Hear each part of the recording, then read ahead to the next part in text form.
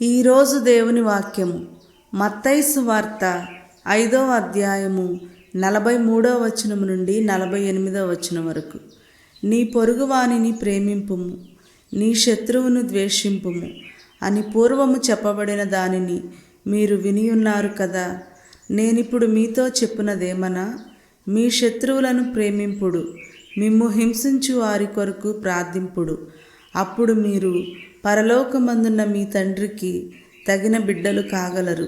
ఏలయనా ఆయన దుర్జనులపై సజ్జనులపై సూర్యుని ఒకే విధముగా ప్రకాశింపచేయుచున్నాడు.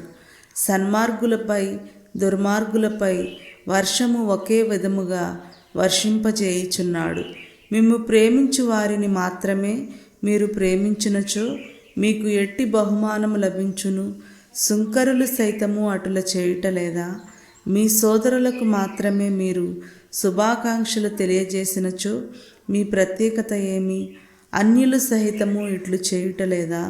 పరలోకమందున్న మీ తండ్రి పరిపూర్ణుడైనట్లే మీరును పరిపూర్ణులగుదురుగాక. ఇది క్రీస్తుని సువిశేషము. క్రీస్తువా మీకు స్తుతి కలుగునుగాక. ఆమేన్.